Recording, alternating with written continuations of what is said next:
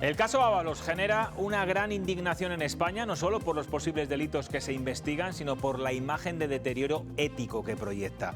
Pero hay más noticias que nos inquietan. La investigación del accidente ferroviario de Adamuz revela que la vía permaneció dañada durante 22 horas antes del trágico suceso y, mientras tanto, los ciudadanos soportan una mayor carga impositiva. Estamos más endeudados y cada hogar paga unos 1.600 euros más al año en impuestos desde que llegó Pedro Sánchez, lo que sitúa a España entre los países que más han aumentado la presión fiscal en la Unión Europea.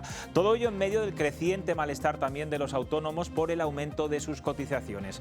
La pregunta es inevitable: ¿qué reciben los ciudadanos a cambio? Si el esfuerzo fiscal no se traduce en mejores servicios públicos ni va acompañado de responsabilidad y ejemplo por parte de los que nos gobiernan, la desafección crece, porque cuando se exige más a los ciudadanos, lo mínimo es que las instituciones estén a la altura.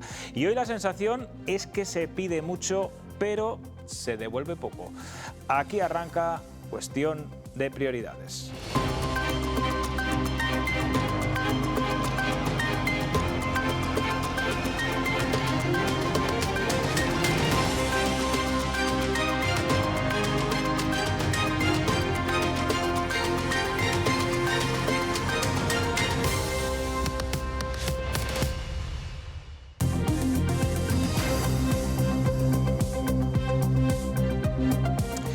De mujeres enchufadas en empresas públicas que no acuden a su puesto de trabajo, a mordidas y fajos de billete en bolsas que empresarios entregaban en la sede socialista de Ferraz.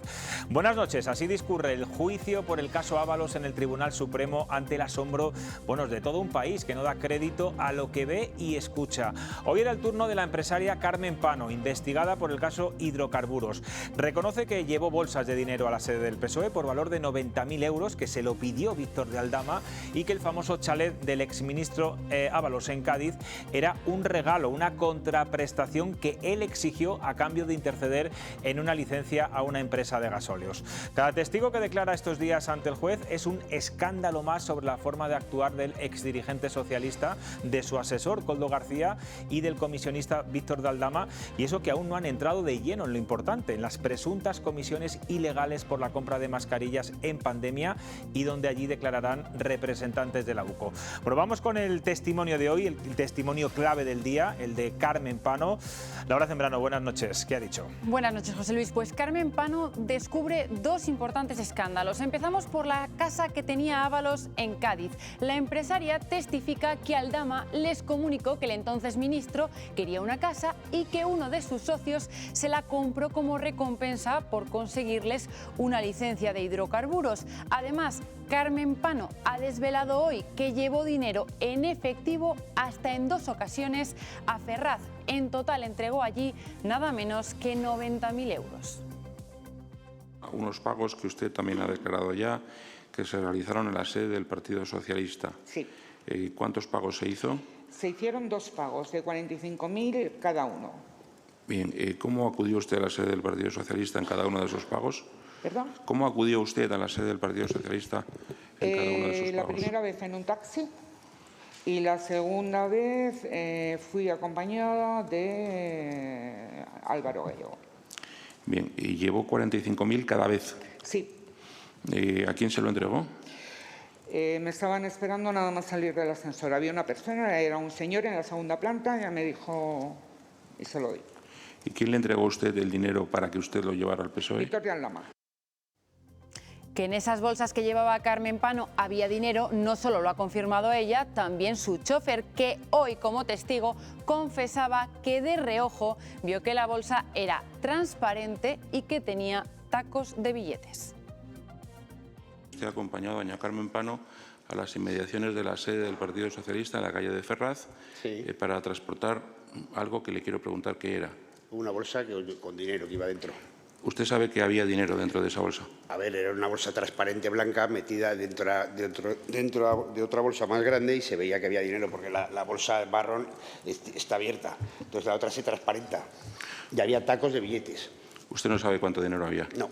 Eso es lo que no me cuadra. Ese que yo vi, lo vi porque lo quise ver, porque miré de reojo. Si no, a mí no me decía si había dinero o caramelos. ¿Y cuándo lo vio? ¿Antes de subir a Alfonso XIII o después? Durante el trayecto por la calle Alberto Aguilera. O sea, dirección Alfonso XIII. No, dirección a Ferraz. Con el paso de los testigos, las cantidades de las que se hablaba han ido aumentando.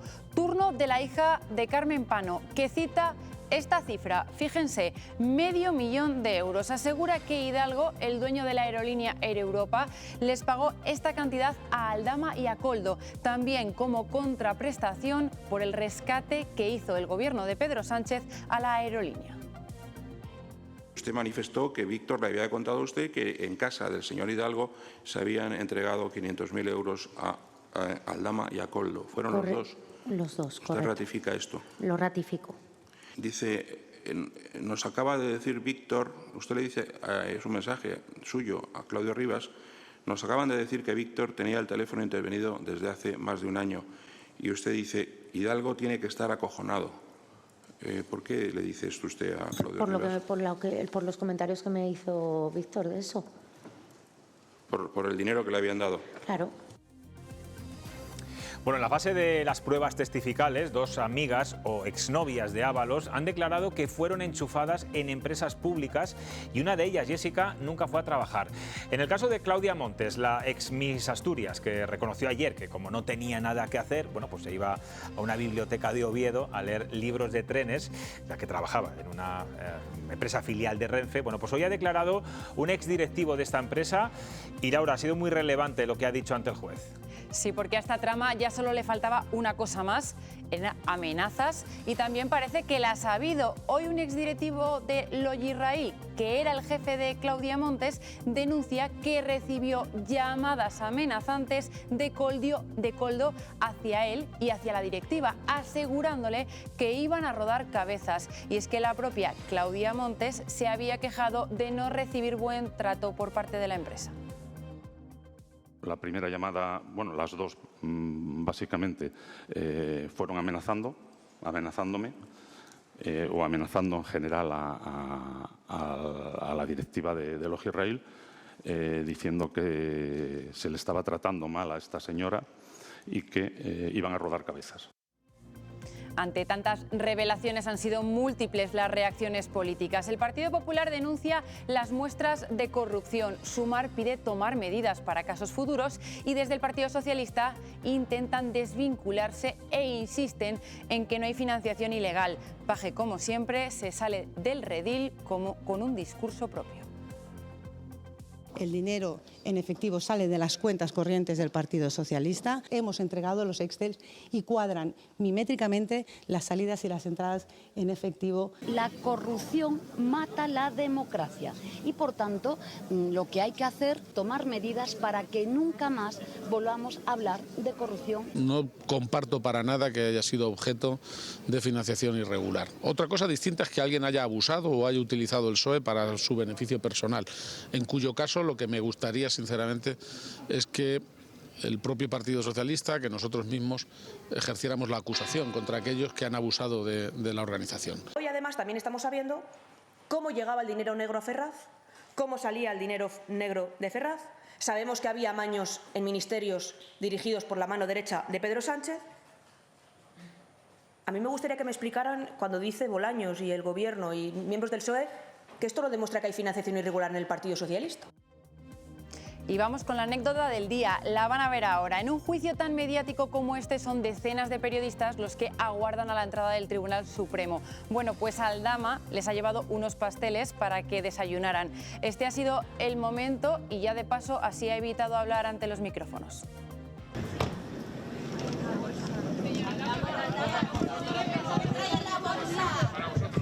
¡Bajaros! Buenos días. ¿Qué es eso? A ver, chicos, desayuno.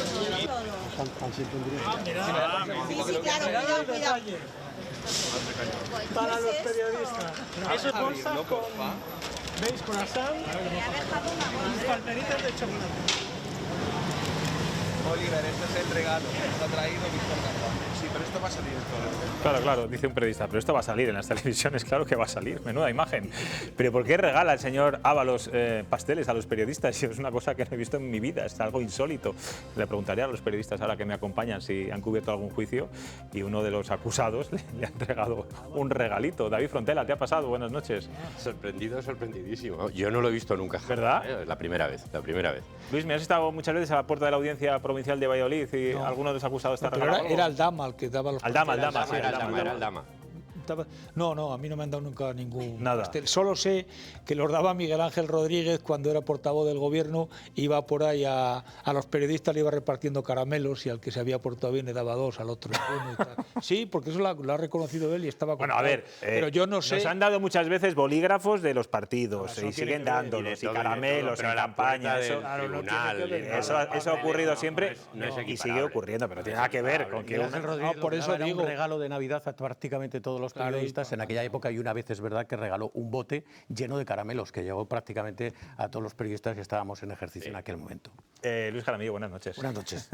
Sandra Med, que te he saltado. ¿Qué tal? Buenas Muy buenas noches. El dulce al final te quita un poco Sí, la crítica, bueno, ¿no? no sé, sí, será para eso, para no hablar con los medios. En fin, me parece un poco... Para dar que hablar, si esto es más sencillo que fuera todo de eso. lugar, fuera completamente de lugar lo que ha hecho hoy el señor Aldama, aunque me imagino que, oye, eran buenos pasteles y los periodistas lo habrán agradecido a esas horas de la mañana. Vamos con el asunto en cuestión. Ayer el hermano de Koldo, lo hemos contado antes, declaró que él fue a Ferraz, a la sede del Partido Socialista, a recoger sobres con billetes, dijo, con dinero. Hoy Carmen Pano y su chofer, los dos, dicen que llevaron 90.000 euros a la sede socialista. Yo no sé si esto será financiación ilegal o no, eso tendrá que dictaminarlo un juez. Desde luego que lo que está claro es que esto suena o parece que pueden ser comisiones ilegales por licencias, ya sean hidrocarburos o en estas empresas. De hecho, el comisionista Víctor de Aldama ha sido el que pidió, fue el que pidió a Carmen Pano que se acercara a la sede del PSOE para que entregara esa cantidad. Yo no sé a qué conclusión llegáis después de todo lo que hemos visto hoy, David.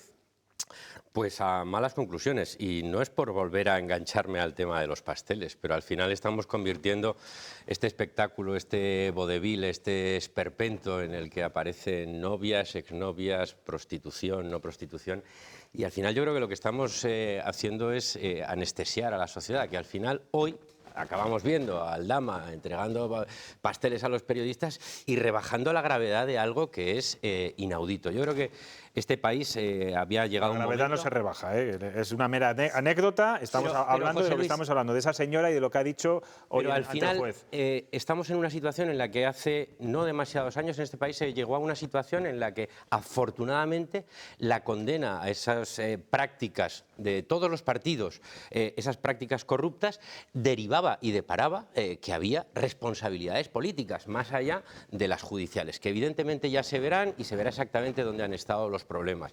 Pero hubo un momento en el que eso realmente funcionó. Este país, los ciudadanos, no estoy hablando de los partidos políticos, este país realmente dijo, la corrupción es una lacra que no vamos a consentir. Y el problema que estoy viendo en estos momentos, la sensación que a mí me da cuando dices la conclusión acabará teniéndola un juez, perfecto, no hay ningún problema, pero el problema es que estamos... anestesiados, que realmente el día que la gente escucha lo que ha ocurrido en la Audiencia Nacional acaba pasando por si había una novia, exnovia, sobrina, no sobrina. ¿Cuántos sinónimos hemos utilizado No lo para comparto hablar de contigo. eso? Yo no creo que estemos anestesiados. Estamos totalmente soliviantados. Yo creo que la gente está realmente alucinando. Siguiente paso, José Luis. Y esto es un auténtico drama como sociedad. Ante esa disconformidad que me parece perfecta. Realmente, ¿qué es lo que ha pasado en este país desde que estalló el escándalo Koldo, desde el punto de vista de la asunción de responsabilidades políticas? Bueno, eso Quiero es decir, otra cosa distinta. Ese punto de anestesia es al que yo me refiero. Vale. ¿Dónde estamos? ¿Realmente otra cosa qué es que lo nos que hay escandalicemos como sociedad claro, en lo que estamos viendo. Aún así, a lo que iba es... Tiene que haber repercusión de estos actos que son tremendamente graves, que yo creo que en un momento en este país llegaron realmente a ser condenados y a ser repudiados de una forma manifiesta, que después se trasladaba al Parlamento, no en disputas o en numeritos de unos o de otros, sino en la exigencia de responsabilidades políticas, y yo creo que evidentemente, desde que luego hablamos de las el responsabilidades caso Koldo, políticas. ¿hace cuánto tiempo, José Luis, que estalló el caso Koldo? Y ahí estamos. Y no ha pasado absolutamente nada. Bueno, es que la justicia es lenta. Ahora hablamos de las políticas. Quiero que hablemos primero de lo que estamos escuchando, lo que se está viendo, de esta fase ahora testifical del caso de las mascarillas. Como decía yo al principio, todavía no hemos empezado a hablar de las mascarillas, de las comisiones ilegales, del enriquecimiento, de las mascarillas defectuosas. Por ahí pasará la UCO, pasará mucha gente también. Ahora estamos en la parte, digamos, más morbosa de este juicio. ¿Cómo lo ves, Luismi? Pues hombre, yo creo que tiene muchos matices, muchas derivaciones. Yo, por lo primero, bueno, por decir una cosa, no me fío para nada de lo que haya hecho Víctor de Aldama. Por cierto, todavía cónsul honorario de Georgia en Zamora, porque cuando fue presidente del Zamora, pues fíjate, hay cosas raras que hizo. Luismi, te voy a hacer no es una corrección, pero sí un matiz. No te fías nada de lo que dice, pero la justicia sí se lo cree. Por eso, precisamente por eso, no ha entrado en la cárcel y no, entró por eso, y lo sacaron cuando dijo que iba a hacer manifestaciones. Claro, y hay que saber si es verdad o no. Yo por eso te digo que no me fío para nada. Pero yo te digo, y eso lo habla con magistrados, cuando alguien colabora con la justicia y la justicia cree, porque se está demostrando lo que dijo puede ser cierto, precisamente por eso no entra en la cárcel y por eso se le rebaja la pena, que son 7 años los que se le pide. ¿La justicia o los jueces? Algo de verdad está diciendo el señor. ¿La justicia o los jueces? Porque una cosa es la justicia y otro los jueces. Claro. Sí. ¿Quién es la justicia? ¿Quién es la justicia? La imparten los jueces. La justicia es una señora. Es una imagen con una balanza. La justicia es neutral. Si empezamos a cuestionar a los jueces, acabamos con la justicia. Entonces acabamos. Eso está más claro que el agua. Yo los postulo, yo los pongo en solfa a unos y a otros jueces. Y te voy a decir más sobre este tema de Víctor de Aldama. Es decir, este señor está en la cárcel, ha reconocido fraude fiscal. No está en la cárcel, Víctor de Aldama no está en la cárcel. Estuvo en la cárcel. Estoy diciendo que estuvo. Y lo sacaron porque dijo que iba a hacer grandes revelaciones. Pero ojo, una cosa es lo que él haya entregado a los jueces y otra cosa es lo que está diciendo a los medios. Espérate, que no tiene nada que ver. Déjame acabar, Luis. Estoy diciendo que este hombre estaba reconociendo un fraude fiscal gordísimo, de no sé cuántas cosas, y de repente dice, no, ahora voy a hacer unas declaraciones y a colaborar, siempre en un mismo sentido. Ese mismo sentido, en fin, vamos a ver. Y ahora a ver qué dice, por ejemplo, de ese $500.000 de euros que no había aparecido, que parece ser que Juan José Hidalgo, conocido de todos nosotros, empresario salmantino destacado, etcétera, etcétera, dice que le dio Aldama para no sé qué, para la...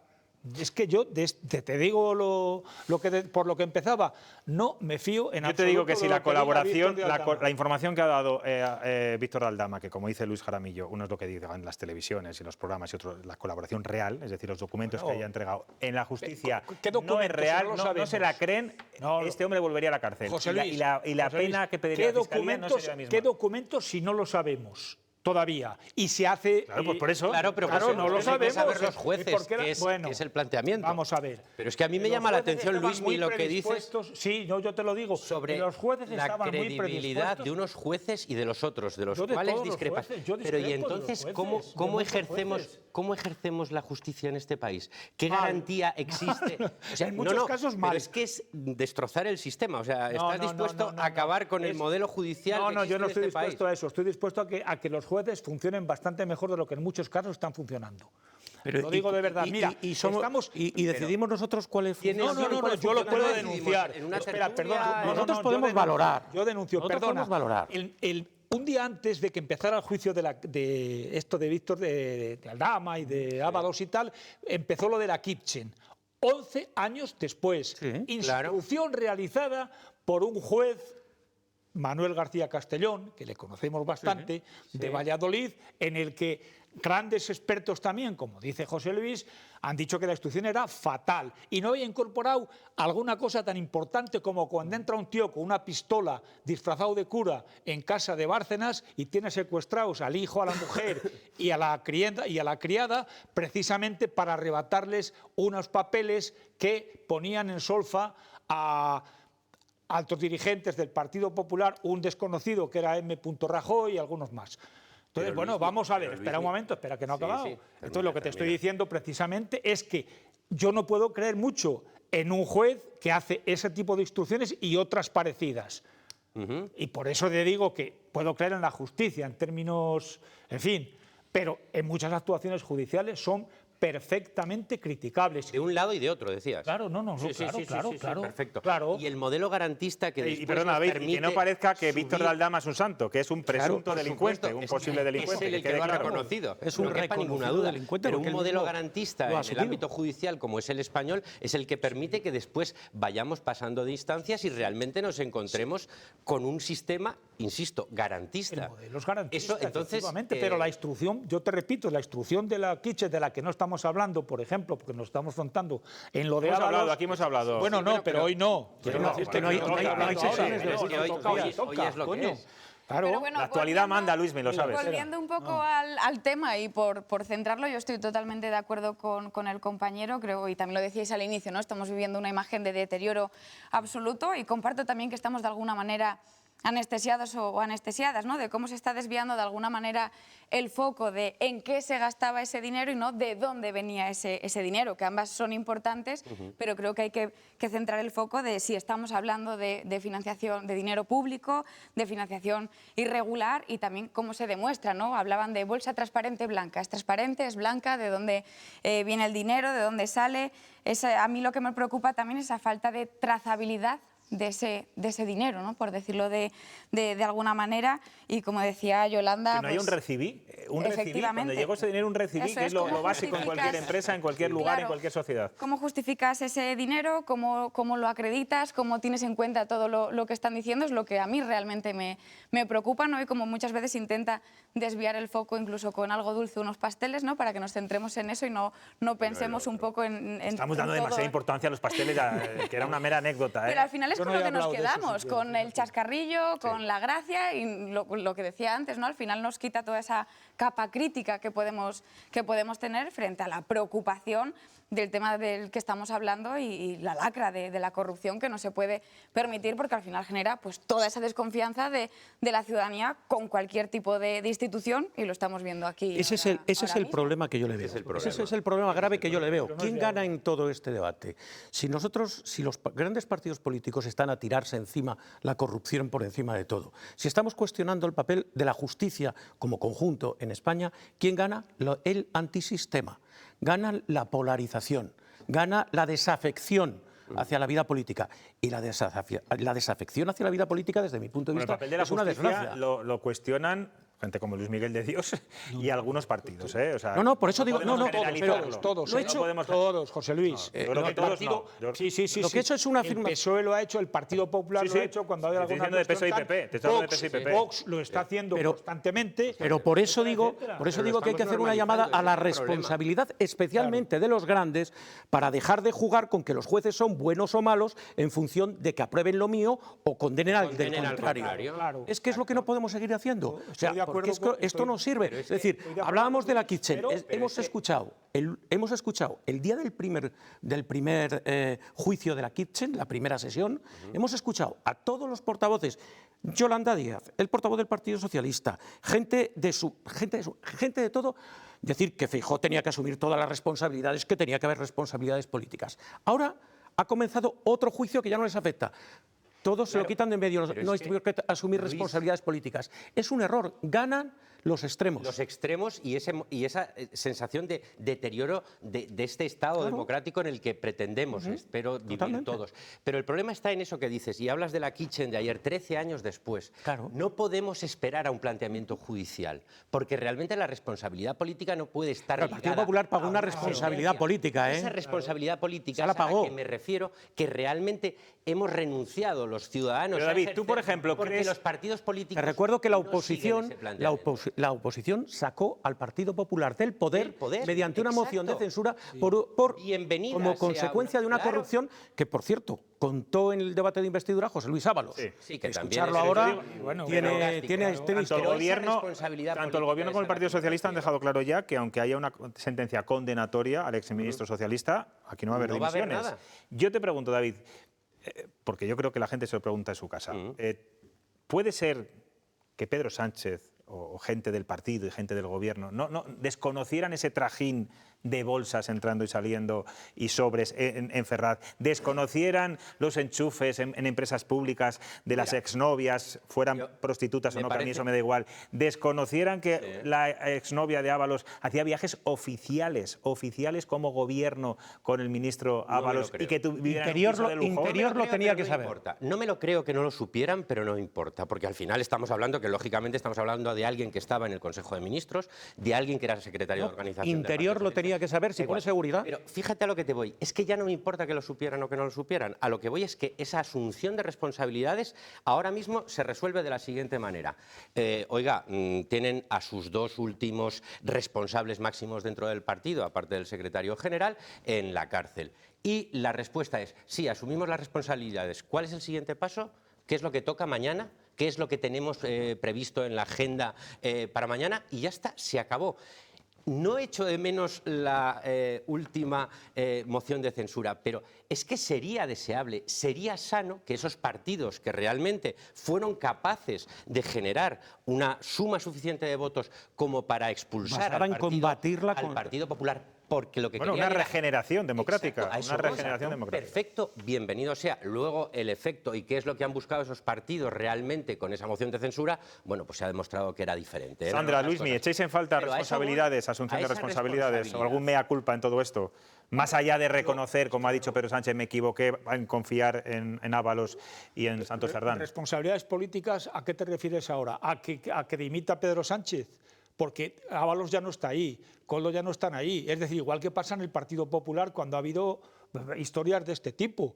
Es decir, asumir las responsabilidades, no, se ha dado de baja de militante. No, es que este señor ya pero no compares con el Partido Popular, pues tú, mal. en este caso concreto. Sí, estoy comparando, es que yo tengo que compararlo. ¿Pero es que estamos con el empate todo el día? No, empate yo te no. Estoy preguntando estoy comparando por este caso. con cuál es el ambiente, Mal tú, peor José yo. Luis. Yo digo tu opinión.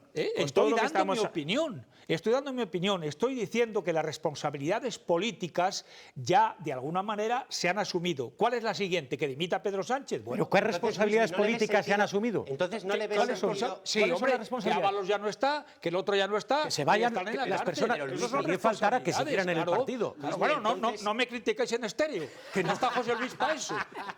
No está José Luis para eso. No, pero Luis, en serio, no, de verdad. Estoy jugando contra tres. Entonces, ¿no crees...? Ahora te ayuda Sandra, ahora te ayuda. Bueno, a ver si puede ser. Venga, que no te dejamos hablar, ¿verdad? Ahora mismo, un segundo, última cuestión. Venga. ¿No crees que aquella moción de censura tuviera sentido? Porque lo que exigía era una responsabilidad política al partido en el gobierno. No estuvo bien la moción de censura en la que se apeó a M. Rajoy, como decía el gobierno. ¿Tenía sentido aquella moción de censura? Sí, porque el Partido Popular salía condenada. O sea, condenado. Pues que sí, como beneficiario de aquello. Por eso... En algo que el Supremo...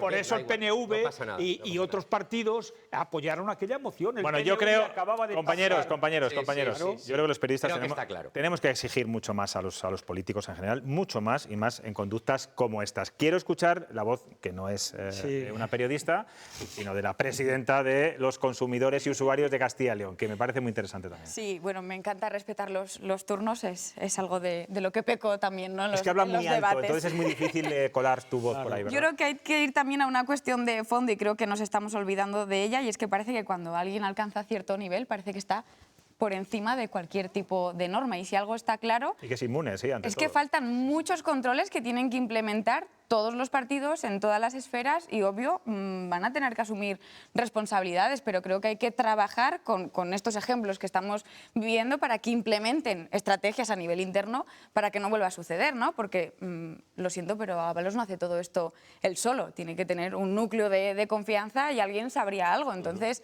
creo que hay que implementar ese tipo de controles y mecanismos, si tanto aluden todos que están en contra de la corrupción, ¿no? Que parece, como dice el dicho, ¿no? Consejos vendo que para mí no tengo. Pero fíjate, Luismi considera que no tiene que haber más responsabilidades que las que ya ha asumido. Pero a mí he dicho eso. Yo he dicho que ya ha habido unas responsabilidades y que vamos a esperar que deciden los jueces en todos los casos que una responsabilidad que es que le han pillado con el carrito de los helados y claro, está donde está el señor Ábalos. Bueno, es una responsabilidad judicial, yo hablo de política. Pero a mí me parece interesante lo que pregunta es, ¿cuál es la siguiente responsabilidad política? Pues que fíjate, limita Pedro Sánchez. yo creo que pues a lo mejor sí. Convocar elecciones. Como responsabilidad invigilando, porque tiene 2 secretarios de organización que están en la cárcel.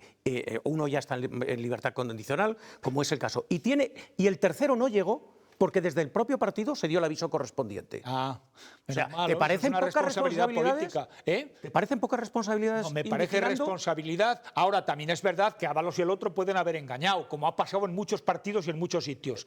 Hombre, no me digas que no. Con lo que acaba de decir. No me digas que no. Es decir, que no pueden ser te un voy a núcleo poner un aislado caso. solo. Esperanza Aguirre tuvo a los 2 vicepresidentes en la cárcel y decía, es que uno me salió rana. Luego 2, 3... Y eso justifica... No, perdona, no justifica nada. Simplemente estoy diciendo que vamos a medir a todos por el mismo rasero. Claro, Es decir, exacto. coño, Ese mismo rasero es el que yo reivindico. Claro. Quiero decir, No, un momento no, en el que España estáis fue pidiendo capaz... solo responsabilidades a una parte que es el PSOE y el gobierno en actual. absoluto. Pero Estoy no, por diciendo ejemplo, que me a Esperanza alegro Aguirre profundamente o a de más, que un hombre. momento en España se llegó a tomar conciencia por parte de los ciudadanos de que la corrupción era algo suficiente como para expulsar del gobierno a un partido. A eso es a lo que me refiero. Y ahora no estamos viviendo esa misma... Quiero preguntaros también por esa idea que lanzaba el señor García Paje, que como siempre va por libre, él es el díscolo del Partido Socialista y dice las cosas también muy claritas, da su opinión.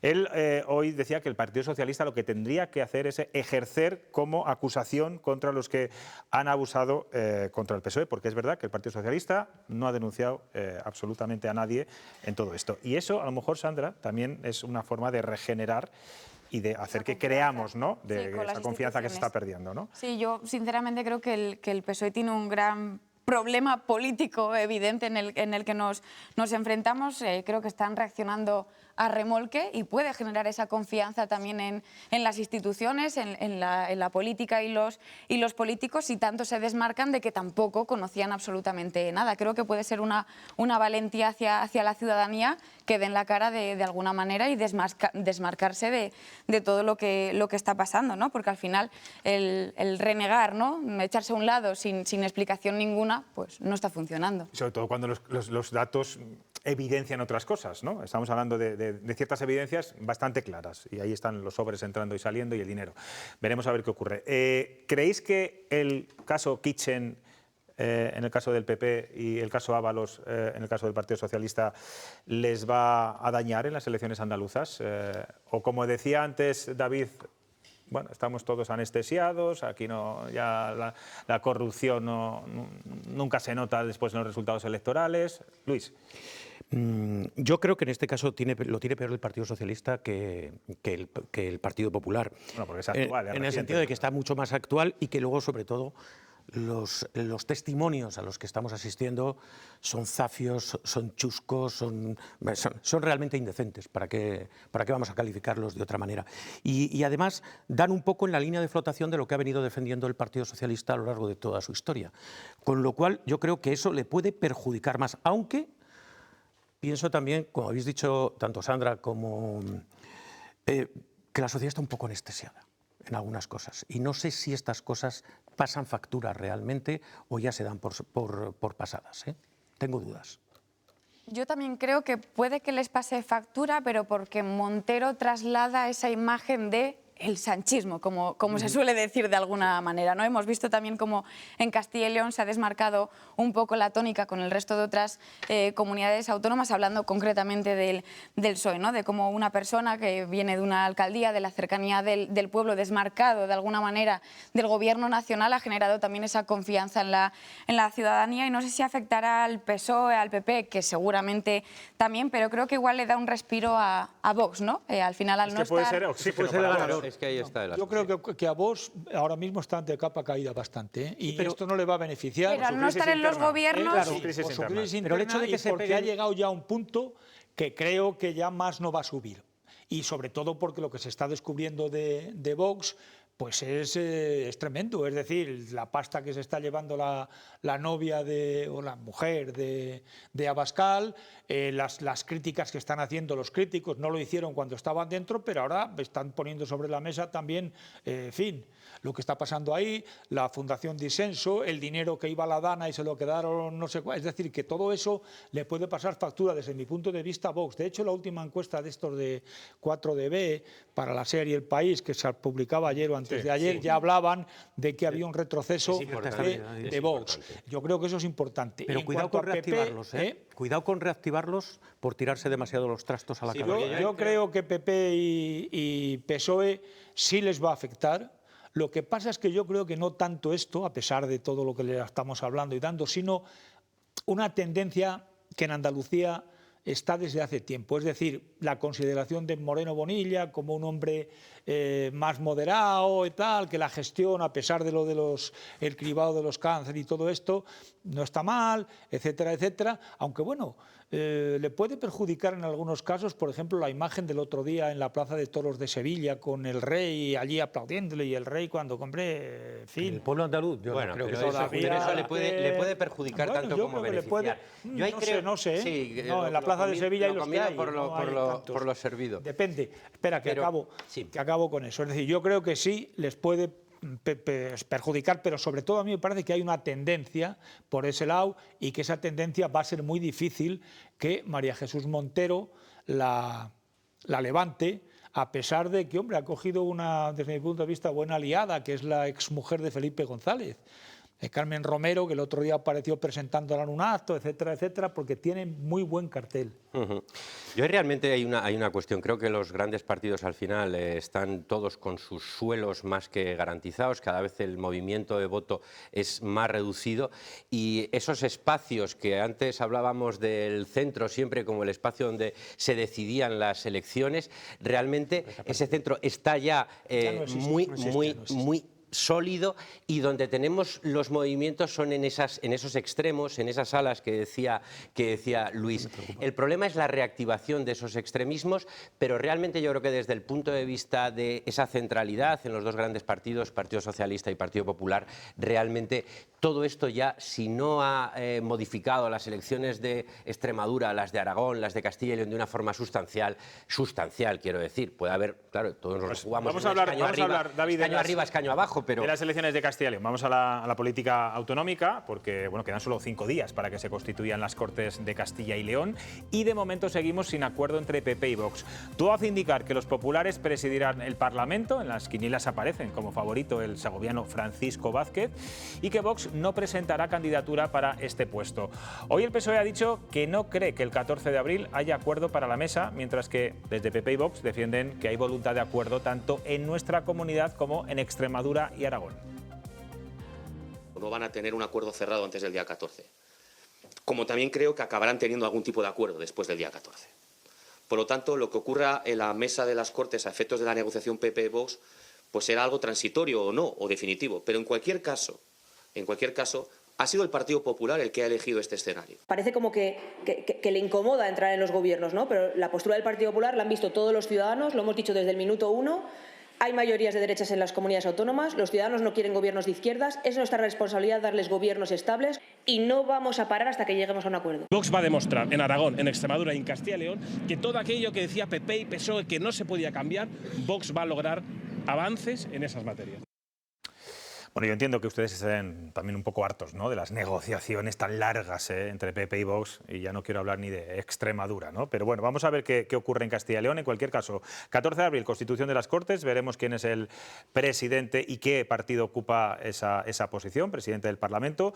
Luis, ¿cómo ves a Francisco Vázquez, que ha salido publicado en algunos medios como posible presidente del Legislativo? A ver, Paco Vázquez es un hombre de la máxima confianza del presidente Mañueco, lleva mucho tiempo en política, pero tampoco es un perfil muy visible. Y yo creo que esta legislatura a la que vamos va a ser una legislatura muy complicada. Acuerdo por medio o sin acuerdo, me da exactamente igual. Yo creo que va a ser bastante menos complicada que la anterior. Yo creo que es una legislatura... Primero, si hay pacto entre PP y Vox. Segundo, porque hay menos grupos parlamentarios. El mosaico de colores en el hemiciclo es bastante más simple que en la legislatura anterior. Pero yo creo que el presidente de las Cortes, que tenga que estar, va a ser una persona que tiene que tener un perfil propio, que tiene que tener una autoritas dentro del grupo parlamentario mayoritario, de la Cámara en este caso, lo tengo clarísimamente, y que tenga y que tenga un contacto con su grupo para tener una capacidad de negociación importante, en este caso sería con Vox, ¿no? Que parece lo razonable. Y yo es que tengo muchas dudas, muchas dudas. Paco Vázquez, Francisco Vázquez es el secretario autonómico del Partido secretario. Popular, Sí, nada más y nada menos. Como autoritas. Y lleva años. Pero ojo, el perfil de Paco Vázquez no es precisamente el de otros secretarios generales que ha tenido el Partido Popular duros, digamos, en Castilla y más León, duros, sí. que tenían una mano mucho más de hierro que Francisco Vázquez, que le vamos a parecer lo justo en la vida política del partido. Sí, pero precisamente por ese perfil quizá menos agresivo que otros secretarios generales, que evidentemente todos recordamos, yo creo que ese perfil sí pudiera ser el que, y no lo sé, pero pudiera encajar en ese formato de cara a la presidencia de la Mesa de las Cortes. A mí hay otra cosa que me ha llamado la atención estos días, llevamos una semana, bueno, no una semana, menos, con no queremos sillones, no queremos sillones, no, y realmente todavía no hemos hablado de políticas. O sea, nos vamos a pasar hasta el martes hablando que estarán hablando entre ellos, digo yo.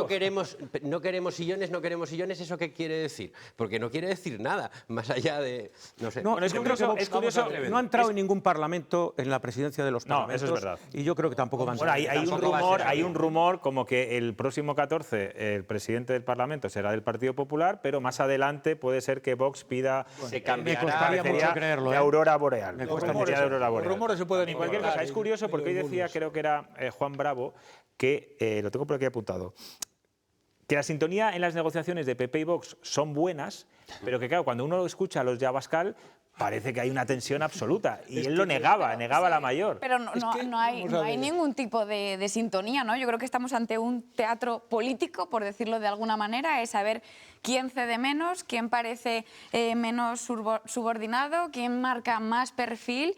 Y ¿quién se traga más sapos y quién menos? Efectivamente, sí. Y creo que el equilibrio es complicado y creo que lo decía... Se pueden inventar lo que se quiera. Bueno, no hablamos de nada concreto porque desconocemos... De nada concreto, nos estamos pegando. Vale, sí, pero ¿por qué te estás pegando? Claro, pero es que a lo que voy. Porque es una negociación de poder. Vamos a ver, contesto lo de que nos preguntaste de Paco Vázquez. Francisco Vázquez. Paco Vázquez no es que sea, estoy con Luis, pero no es que sea solo mañuequista. Paco Vázquez ha sido, desde que hizo la primera comunión, oficialista, porque lleva ocupando cargos y puestos en el Partido Popular de que existiera Mañueco de presidente, mucho antes. Sí. Es más, Luis se acordará perfectamente... Bueno, fue portavoz en las Cortes. Sí, bueno, portavoz, pero no lo dejaban hablar en los temas importantes. Bueno, eso ya no. No, yo sí. Hombre, ya te lo digo porque... yo sé que hablaba poco, No es que hablaba poco y mal, pero es que los temas gordos, que hubo varios ahí... No los defendía él, se los pasaban a un procurador de Valladolid, que era muy así y tal. Aguilar Cañedo. Exacto es.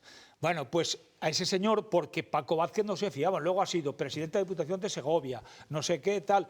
Y ha estado ahí, pues bueno, porque, en fin, digamos que es un buen monaguillo del que está arriba, pero cuando estamos hablando de aquello, el presidente era Herrera. Es decir, que ya Paco Vázquez viene siendo un cargo en el Partido Popular desde hace muchísimos años.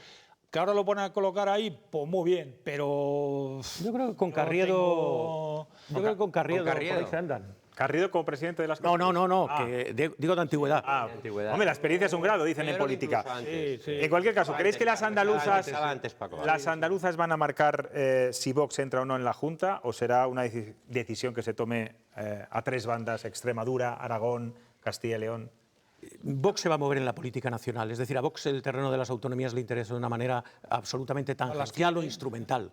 Es decir, es verdad, yo creo que todas las encuestas ahora ya están diciendo que Vox está de alguna manera topado o con una cierta tendencia a la baja, y lo que se ha visto en Castilla y León, que yo creo que fue lo que hizo reaccionar, es que la gente en un determinado momento les ha percibido como un tapón que no permite liberar las situaciones. Y ahora estamos en ese escarceo de que parezca que es que ellos ofrecen y que los otros no.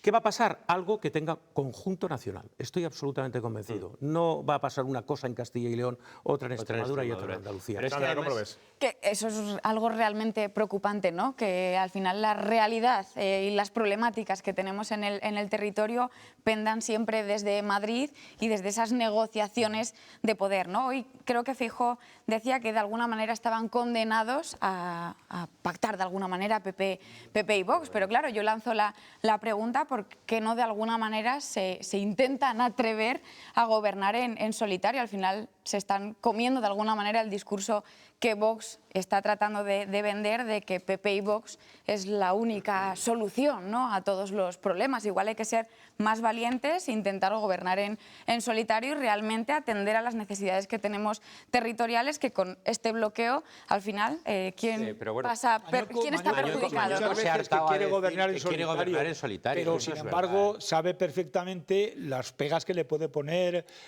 Vox a muchos niveles. Claro. Y las presupuestos, por ejemplo. Claro, y las exigencias. Por eso además necesitan una mesa de las Por Cortes, eso, en cualquier caso, siempre se ha dicho, o estos últimos días se ha dicho, que va a haber una especie como de grandes temas nacionales. Estoy pensando, por ejemplo, inmigración o política fiscal, pero que luego son los varones autonómicos, en este caso del PP, no sé si de Vox, los que van a pactar medidas concretas que desciendan al terreno. Pues ojalá sea así. Vamos a ver, hoy el portavoz de Vox en Extremadura, por ejemplo, ha hecho unas declaraciones de chulo, de chulería total, diciendo, bueno, esta fue presidenta porque nos dio la gana a nosotros. Y ahora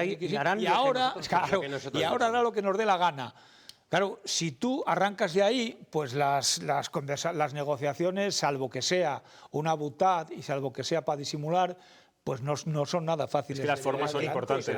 Yo creo que el tiempo se acaba, porque al final esa tendencia a la baja que registran, o por lo menos ese techo que parece haber tocado Vox, también al votante que no es de ahora, que no es de estas últimas elecciones. Vox lleva subiendo desde hace ya tiempo. El votante estaba buscando un revulsivo, estaba buscando que realmente hubiera algo que fuera explosivo en el gobierno, y que entró en algunos gobiernos, esa situación no se produjo, y evidentemente ahora está a la expectativa de eso. Es como dicen y hablan tantas veces de ese voto cautivo, evidentemente es un voto que viene y procede en su mayor parte del Partido Popular, y dice, bueno, pero si es que realmente si no estáis dispuestos a gobernar, y por ahora no están dispuestos a gobernar, el votante de Vox realmente acaba diciendo, bueno, pues entonces, ¿para qué? ¿Qué es lo que estamos haciendo? A ver si esto que está pasando ahora en Aragón, Extremadura, Castilla y León, tiene también su reflejo en Andalucía, de ese votante de Vox que vea también pues, que no está desbloqueando absolutamente. O sea, no confías en las autonomías, pero quieres entrar a gobernar en ellas. Quieres, pero no quieres. Entonces eso al final es un bloqueo que no nos está permitiendo. Por eso yo creo que sería un error que llegaran las andaluzas el 17 de abril y no hubiera ya conformación de gobierno, al menos en Castilla y León. Yo me temo que vamos a apurar los plazos. Sí, vamos a hablar mucho de este asunto. Pero mucho. Paciencia. Nos vamos a ir a publicidad. A la vuelta seguimos. Sí.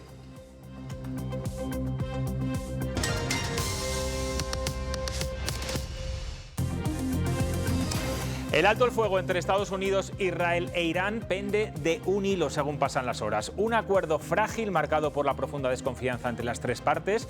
Mientras tanto, Israel mantiene su ofensiva en el Líbano y sigue con los cruentos bombardeos. El régimen iraní ya ha avisado, no acudirá mañana a la reunión en Islamabad si no cesan los ataques. Además, el estrecho de Hormuz continúa cerrado. En este contexto de máxima tensión, Donald Trump ha amenazado directamente a España con retirar las bases de Rota y Morón si el gobierno español no apoya su posición en este conflicto.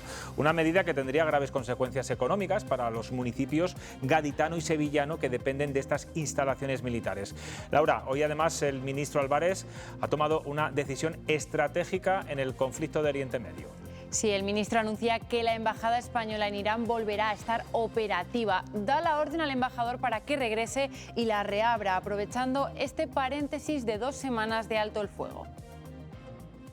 He dado instrucciones a nuestro embajador en Teherán para que regrese, para que se vuelva a poner al frente y reabra la embajada de España en Teherán y que nos sumemos desde todos los vectores que podemos, incluido desde la propia capital de Irán, a ese esfuerzo por la paz.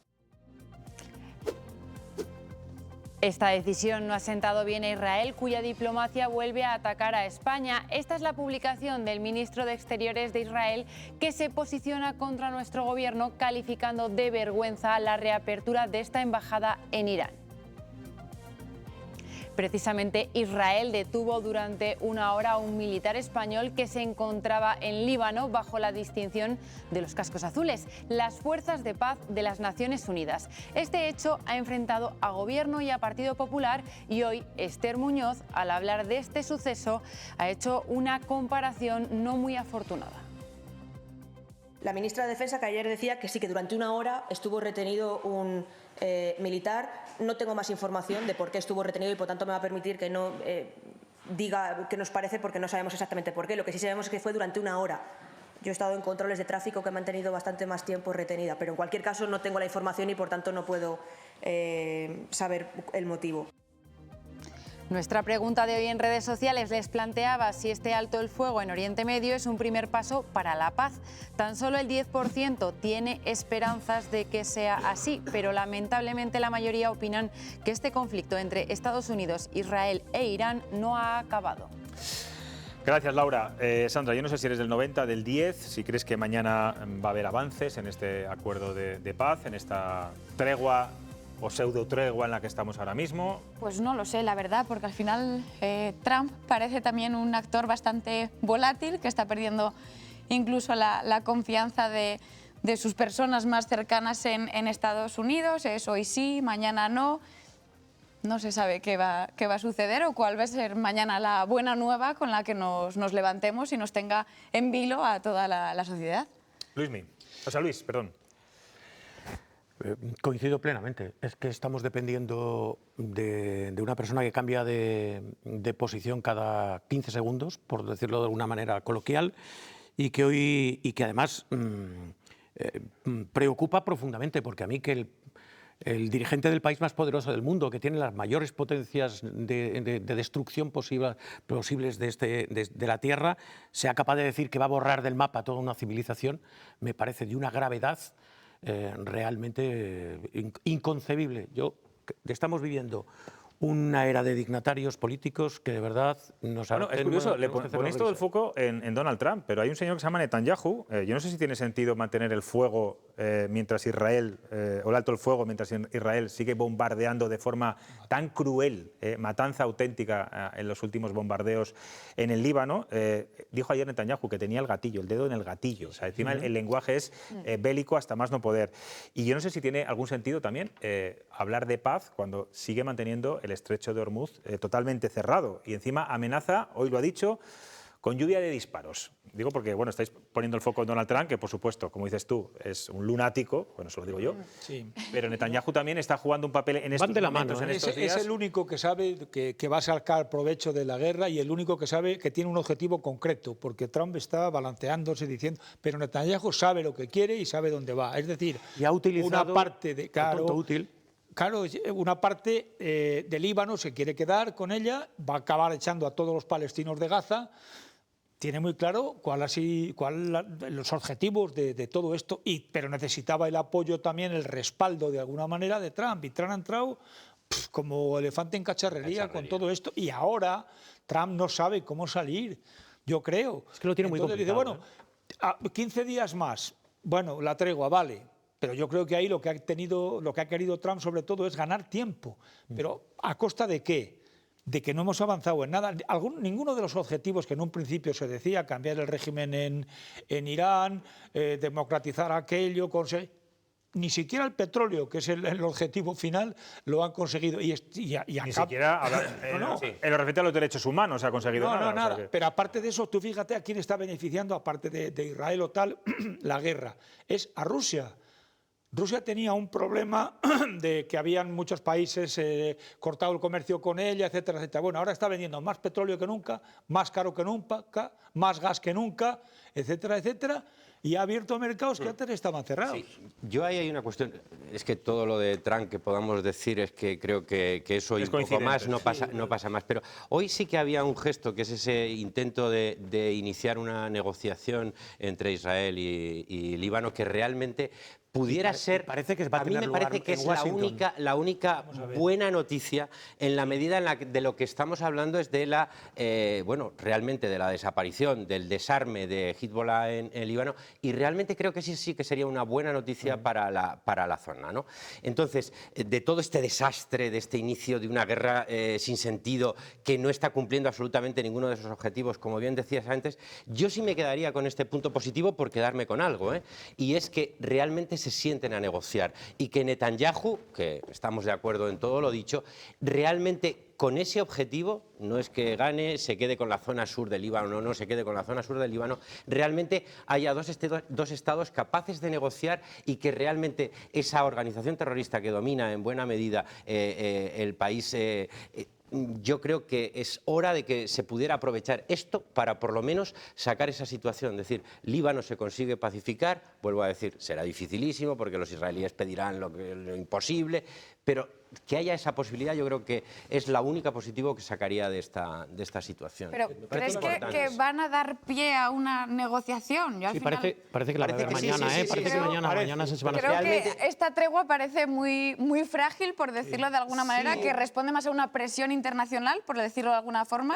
que más a esa voluntad de paz. Es cierto que está muy dominada por Estados Unidos, de hecho las conversaciones se van a llevar a cabo en Estados Unidos, pero bueno, yo creo que por dar un punto de esperanza, más allá del planteamiento de la guerra, vuelvo a decir, en la repetición de todo lo que habéis dicho, yo creo que ese punto de que se pudiera abrir realmente una negociación y que un grupo terrorista como es Hezbollah desaparezca o por lo menos se aminore su presencia en la zona, creo que sería muy positivo. No solamente para Israel, sino sobre todo para Líbano. Es que en esas negociaciones, David, efectivamente, se van a hacer, al parecer, de gobierno de Líbano, gobierno de Israel. Sí. Y claro, Hezbollah queda un poco fuera. No, es que, claro, es que pero es que es un grupo terrorista. Pero vamos a ver, es un grupo muy terrorista apoyado por Irán. Sí. Con dinero de Irán y con algo que se nos está olvidando muchas veces en los análisis de la guerra, que es el componente religioso. Sí, pero pero ten en cuenta el componente religioso en Líbano es fascinante. Ya. Es un mosaico brutal, de verdad, precioso. Sí, conozco el tema. Hezbollah es chií. Exactamente igual que Irán. Y hay otros países de por ahí y tal que son suníes. Y eso lleva también un enfrentamiento, una forma muy difícil de llegar a algunos no digo que acuerdos. vaya a ser fácil, Luismi. No, lo que digo es que hay una luz, que hay una esperanza en la que realmente estamos hablando de un Estado que es fallido prácticamente, porque es ante lo que estamos, y que haya esa posibilidad de negociación entre dos Estados, evidentemente el libanés con las dificultades que tiene, porque dentro de su territorio el control de Hezbollah es brutal, el apoyo de la sociedad es muy alto, no lo olvidemos. Pero yo creo que sí que es un punto de esperanza dentro de toda esta locura que estamos viviendo. En un conflicto de esta envergadura, yo tengo la sensación de que los tres, Irán, Israel y Estados Unidos, tienen que trasladar al menos a los suyos y a la comunidad internacional que han ganado los tres. Claro. Es muy difícil. Es que lo están diciendo todos. Claro, sí, pero eso es imposible. Es el relato, pero la realidad es que hay un gran perdedor que es Estados Unidos. Exacto. Hay un gran perdedor. Es que entre los acuerdos de esta... Yo creo que los americanos lo saben. Claro, Donald Trump no, pero los americanos sí. Esta paz tan tibia y tan difícil de sostener que tenemos en este momento, es que Irán va a poder poner un arancel al paso de los petroleros que le va a suponer unos ingresos del orden de los 60.000 millones de dólares al año. Es decir, es como una financiación extra al régimen que has querido derrocar. Y seguimos con amenazas. ¿Os creéis la amenaza de cerrar las bases de Morón? No. Y de... No termina la palabra. Ya me están... ¿Yo qué queréis que os diga? Bueno, yo os voy a dar... Escucha, David, les voy a dar a los telespectadores unos datos. Solo en Rota hay 3.500 soldados. Soldados, hay que añadir. Las familias son, sin duda, sobre todo en Rota, no tanto en Morón, que también, el motor económico de esa localidad. Hoy en muchas televisiones hemos visto reportajes donde la gente se llevaba las manos a la cabeza y decía que podía ser el hundimiento de la bahía de Cádiz, ¿no? Precisamente por la actividad económica que genera esta base. ¿No te lo crees? ¿Si te lo crees? No, pero yo además, perdóname un segundo, lo baso en una información que he leído hoy de una publicación que hacen muy próxima al Pentágono y muy próxima a las Fuerzas Armadas, a los responsables de las Fuerzas Aéreas, a los responsables de las Fuerzas Armadas americanas, donde dicen que las bases españolas son prioritarias absolutamente para los intereses americanos y que no es tan fácil moverlas. Aparte de que es un acuerdo de utilización entre... Esto es que cojo y me voy, tan sencillo como es. No es tan fácil. Yo no me lo creo porque es otra de las butad y de las amenazas fantasmas que ha hecho Trump desde que llegó al poder. con Groenlandia, con no sé dónde, con tal, y cada poco. Cuidado además, que alguna las ha cumplido, cuidado. Yo es que me lo creo porque entró en Venezuela y se llevó a Maduro. Bueno, quiero decir, sí, pero no cambió el régimen, ha dejado a los mismos para quedarse con el petróleo. Y o tampoco sea va a ganar nada sacando las bases de España, pero... que las Fuerzas Armadas le digan que se han debilitado. Pero también te digo, por ejemplo... Está Marruecos ahí al lado. Hay otros dos... Marruecos al lado. Sí, pero tienes que ir a... Bueno. Portugal. Parece que hay ahí otra amenaza que hizo para la base de Sigonella en Sicilia. También ha amenazado con cerrar alguna de las de Alemania porque Alemania no se pliega a lo que él está diciendo. Meloni el otro día fue muy dura con él. Claro, vamos a ver... Una cosa es que digas, le entra el siroco y dice, pues ahora es que cierro, ese es el problema, es que estamos ante el líder del mundo que el riesgo que tenemos es que le entra el siroco, como dices tú.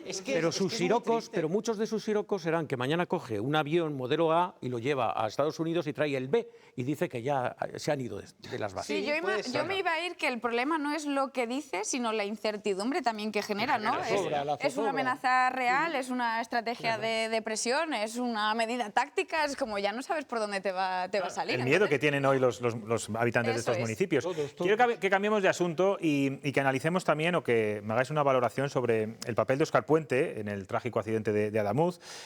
Conocíamos ayer el informe ya casi definitivo de la Guardia Civil que confirmaba algo que él siempre negó, por cierto, que la rotura de la vía se produjo el día anterior, 22 horas antes de que se produjera el fatal accidente que provocó 46 muertos, y que el informe sobre la soldadura, esto lo hemos conocido hoy por varios medios de comunicación, fue revisado por un trabajador sin cualificación ni titulación. Dos asuntos muy graves.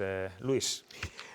Hay un sistema de control que se llama sistema SAM, que 2 días antes, efectivamente, tal y como has dicho, registró una señal que se había producido en ese tramo de vía y que no estaba programado para que se advirtiera esa señal. Y parece ser estaba desconfigurado. Estaba desconfigurado, efectivamente. Y es evidente que con los datos que vamos conociendo y lo que nos van contando bastantes expertos, ha habido una responsabilidad grave a la hora del mantenimiento de determinados tramos y de determinadas instalaciones. Lo último que he escuchado yo a un trabajador de Renfe es que en la zona donde se produjo el accidente no había habido auscultación de ningún tipo, o sea, auscultaban tramos de la vía, pero no se había auscultado precisamente ese. Con lo cual yo creo que evidentemente aquí lo importante, porque a mí me parece que estamos asistiendo al derrumbe de una joya de la corona, porque antes del accidente de Adamuz éramos la Champions League en el tren de alta velocidad y fijaros dónde nos encontramos en este momento, que no tengamos que ir desde Valladolid o desde León al aeropuerto porque nos vamos en nuestro coche, porque los trenes ya no son fiables o no nos son fiables. Entonces yo creo, y además no es que no sean fiables en el sentido de la puntualidad, es que también mucha gente teme que la seguridad no sea la adecuada. Afortunadamente yo creo que ahora se habrán tomado todas las medidas del mundo para que no se vuelvan a producir situaciones similares. Pero yo creo que hay que hurgar hasta el último momento y conocer exactamente qué es lo que pasó. Es que ha pasado un año casi ya del apagón y todavía no sabemos qué ha pasado. Y sabemos que hubo señales previas, como sabemos que aquí ha habido señales previas y que no se han sabido atender o no se han podido atender. Y eso es lo que yo creo que hay que hacerlo. Y desde ese punto de vista, el Ministerio tiene responsabilidades. Sí, yo creo que hay también un cambio de enfoque, ¿no? De que no es cuestión de una persona concreta, sino de un sistema que no ha funcionado, ¿no? El sistema detectó, pero nadie actuó, le dio la importancia, ¿no? Y como dice el programa, pues es cuestión de prioridades y de cómo se gestionan los riesgos también, ¿no? Hay que tener en cuenta también la inversión que se hace en mantenimiento o no se está haciendo y que, como decíamos, antes éramos un referente, pero ahora han entrado a operar muchas compañías y creo que no está la estructura preparada para atender a toda esa demanda o todas esas compañías que están operando. De hecho, Renfe ha tratado de operar en países de Europa y no le han dejado entrar. Y sin embargo nosotros sí dejamos entrar aquí a otros operadores. Sandra, perdona mi desconocimiento, igual me dices, lo que me estás preguntando es una auténtica tontería, pero tú como presidenta de los usuarios y de la AUCU, consumidores, ¿te llegan muchas denuncias relacionadas con Renfe, con el servicio ferroviario? Sí, últimamente sí, de unos años para aquí es un poco lo que decía, ¿no? Desde que han entrado a operar muchas compañías, nos hemos visto afectada toda la ciudadanía por múltiples retrasos. Antes había una devolución del dinero, luego no, si pasa un tiempo te lo devuelven, el trámite es muy complejo, entonces pues todas las semanas llega alguien siempre con alguna cuestión relacionada con Y la gente llama, se queja, está una hora tirado en medio del campo, ¿qué puede hacer la Eso es, la vemos si se puede tramitar de alguna manera la reclamación desde la UCE y acompañamos en todo ese proceso para ver si hay esa devolución del dinero y ver qué daños ha supuesto a la persona. Y más, sigo más, venga, voy a insistir. ¿Y cuánta gente recupera el dinero de las reclamaciones que recibís? Pues no te puedo decir el porcentaje, más pillado. Si no te lo dicen los que cobran... Ahora no, porque... Claro. Ahora es muy difícil, claro, ahora es muy difícil. Las devoluciones se han suspendido. Pero a mí me parece importante lo que decía antes Luis. Evidentemente hay una responsabilidad y en el caso, y además estamos hablando de muchísimas... ¿Responsabilidad de qué? Volvemos a lo mismo de antes. Pero si no pasa nada, no pasa absolutamente nada. Óscar Puente no ha sido capaz ni siquiera de contestar hoy a estas informaciones. En un país, y me olvido de las estadísticas, yo recuerdo lo que decía Luis, ¿no? Ibas en coche a coger en tren a coger un avión a Madrid y ahora, por supuesto, yo lo digo personalmente, no me la juego porque no, lógicamente... te vas bastantes horas antes. No, pero es que ni con esas, porque varias horas, un día malo, a mí lo que me preocupa es que ese deterioro evidentemente afecta a la imagen de nuestro país y realmente cuando dices, no, me voy al extremo oriente, voy a Asia, un país perdido y tal, bueno, pues confías en que llegue el tren o que no llegue. Que eso esté pasando en un país, en Europa, como es el nuestro, me parece que es de una gravedad brutal. Y yo creo que ahí sí hay una responsabilidad política. El ministro, por supuesto, no estaba auscultando nada, ni falta que hacía, su labor, pero esa responsabilidad, desde luego, desde el punto de vista político, es indefendible. O sea, no puede ser. A mí la verdad lo que me preocupa es que siempre somos reaccionarios. Es decir, ¿por qué no invertimos en esa prevención, en ese mantenimiento? Estamos viendo que... Porque yo creo que hemos estado más obsesionados en ampliar la red que en mantenerla. Pero también es verdad que por el aumento tremendo que ha habido de viajeros en los trenes. Pero Luis Mí, es que el din con el don. Es decir, una carretera por la que no circulan coches y el tiempo es bueno, pues no se desgasta. Pero si circulan camiones pesados a todas horas, muy por encima de para lo que ha sido programada, pues pero luego llegan, por ejemplo, ha aumentado tanto el número de viajeros por los trenes, que es lógico que, pues no lógico no, pero que pueden pasar estas cosas. Y además, espera un momento, y además, tanto la Administración Central como las autonómicas han empezado a ofrecer bonos gratis, bonos de no sé cuánto, bonos de no sé qué. Claro, pero presumimos que la red está preparada. Pero se está impulsando un transporte público, fomentas que la ciudadanía utilice un transporte público, pero no lo estás manteniendo, sosteniendo. ¿Qué está pasando con el Bustil? Gente que está optando por ir en su coche porque no llega en el autobús a su puesto de trabajo porque va lleno y no están reforzando el servicio. Entonces, si ofrecemos un servicio... Si propones algo, tienes que garantizarlo. Pero de todos modos, esa sensación de deterioro de las infraestructuras. El otro día en un viaje en taxi desde Castrojeriz a Burgos y el taxista que estaba acostumbrado a hacer servicios de gente que se quedaba tirada en la carretera porque había un reventón y ahora ya sabéis que esto de los coches que no se puede cambiar. Había 3 avisos en esa misma mañana de gente que había tenido reventones en la carretera y no es de las peores. Y no es de las peores. Pero si es que tener esa situación y esa sensación, ir circulando, David, a mí me parece que es algo... David, pero hay una cosa que el poder político o la gestión política tiene que asumir. Y es que tú tienes que dimensionar lo que tienes para atender las necesidades que has creado en cierta medida y que has pedido que se creen. En diciembre, Óscar Puente, en un desayuno, creo que era de Europa Press, dijo que este año se implantaría la velocidad de 350 km/h en la línea Barcelona. La realidad es que hoy estamos por debajo de la que había en aquel momento. Y va a durar todo el año. Claro. Y ya se ayuda todo el año. Luego, la red no estaba preparada. Ha sido ahora cuando sucedió la desgracia de Adamuz, cuando se ha empezado a revisar todo eso y se ha dicho, quieto, que esto no lo podemos hacer. Bueno, y sobre todo que yo creo que también hay que informar bien al ciudadano. Y Óscar Puente, en esas ruedas de prensa largas, inmensas, que yo agradezco porque había todo tipo de preguntas, negó siempre que fuera la rotura de la vía. Y hoy se está demostrando lo contrario. Por eso, prudencia también en los políticos a la hora de fijar las consecuencias. Y en todos los informes, porque ha habido muchos informes, ya no digo de esto, de muchas más cosas, donde unos dicen una cosa y otros dicen otra. Bueno, pues este es el bueno, el de la Guardia Civil. Bueno, está muy a gusto con vosotros y me he divertido mucho. mucho y ha sido muy interesante, pero ahora me voy a divertir más. Con Chema Nieto, después de publicidad, me voy como todos los jueves a charlar un ratito con él y también para analizar la actualidad de todos estos días.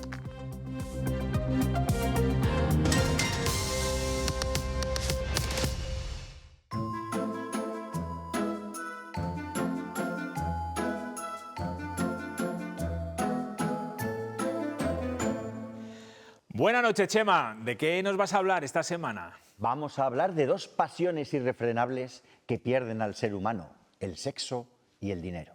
Hombre, pues muy propio de estos días en los que se juzga a José Luis Ábalos. Y como nada de lo humano nos es ajeno, vamos a volver la mirada a Castilla y León. La Guardia Civil ha detenido a 3 personas que vendían complementos alimenticios prohibidos cuyo destino final era Soria. Dichos complementos alimenticios contenían tadalafilo, un medicamento que se usa contra la disfunción eréctil y que puede afectar al corazón. Cuidado. Disfunción eréctil.